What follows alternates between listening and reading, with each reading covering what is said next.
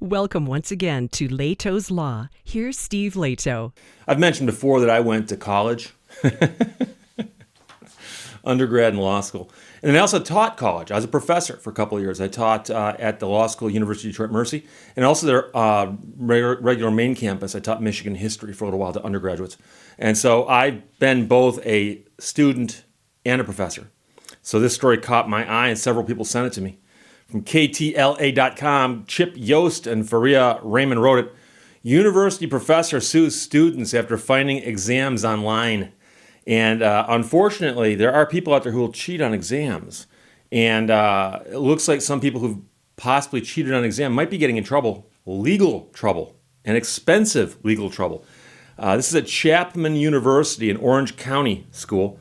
Orange County professor is suing his students for copyright infringement after finding portions of his exams on a website used for sharing study materials. The lawsuit was filed on behalf of Chapman University Assistant Professor David Berkovitz, who is demanding a jury trial for 5 unnamed defendants. KTLA was provided a copy of the lawsuit by Berkovitz's lawyer, Mark Henkin.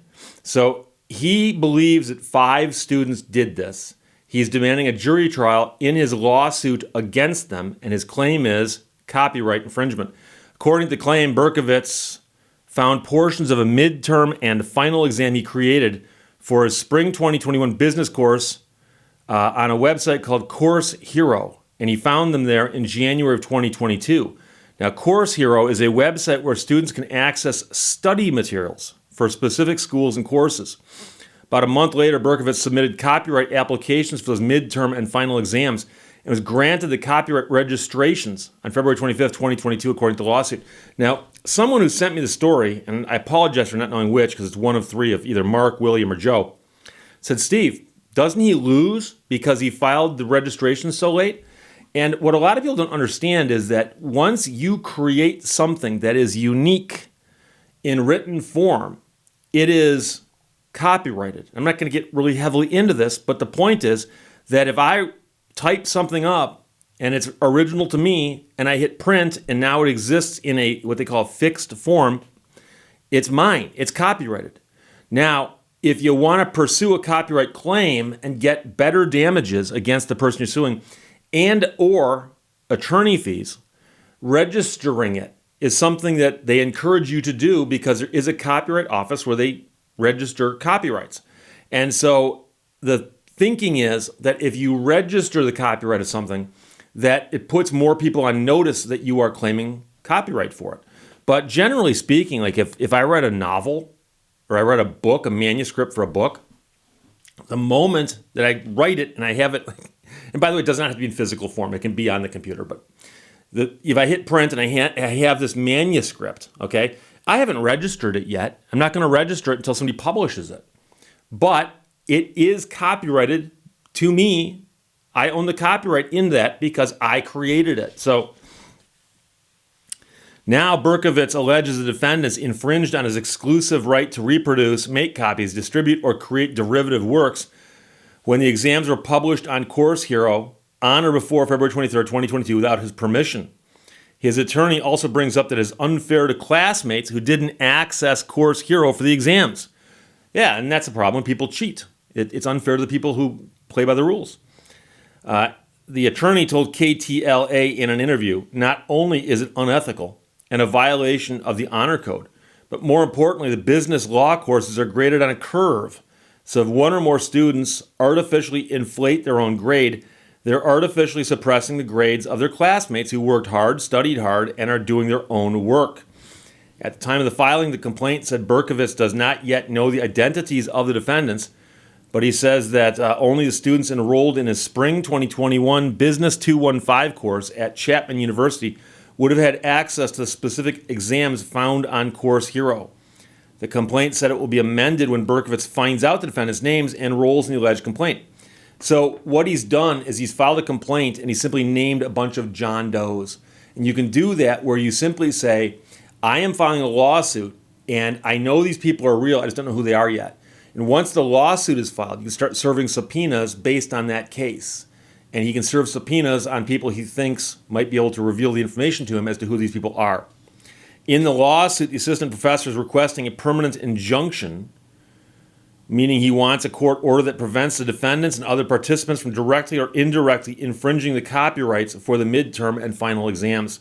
He also requests an order of impoundment on all devices that hold copies of the copyrighted exams within the defendant's possession, custody, and control.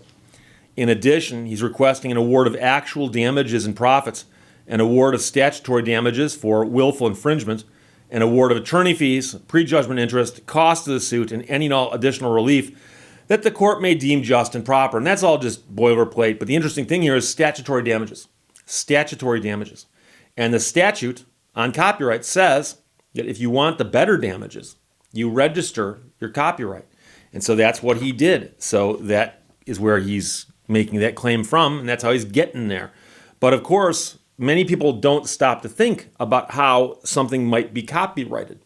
And so the professor hands out an exam, and I read several versions of this story, and I believe that there may have been some aspect of like a take-home exam here, or something where the students got the exam and they were allowed to leave the room with it.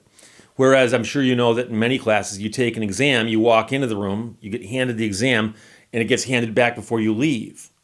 And so it'd be harder to post that on some internet website because you don't have a copy of it when you leave unless you did something surreptitious, like photographed it with your cell phone or something. And this, by the way, is the international two-handed sign for cell phone photograph. And so that would allow somebody, if they got to leave the room with this test.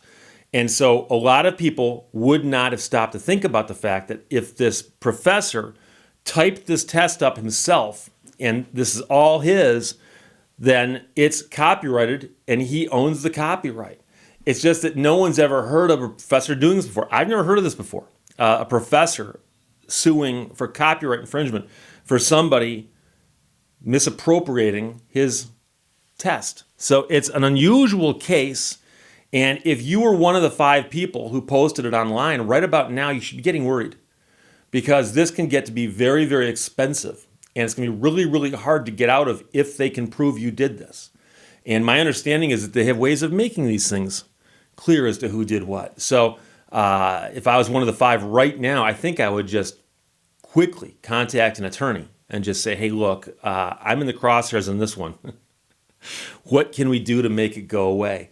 But I suspect the bigger issue here is not the copyright claim, because quite frankly, the professor probably wasn't planning on publishing the test and making money that way off of it. But by doing it this way, he can identify the people who did this.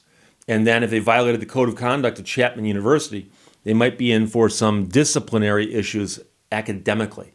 And that would be a problem because you don't want that on your permanent record. 0.0. So, Chapman University professor sues students after finding exams online. He's suing them for copyright infringement. KTLA.com published it. Chip Yost and Faria Riemann wrote it.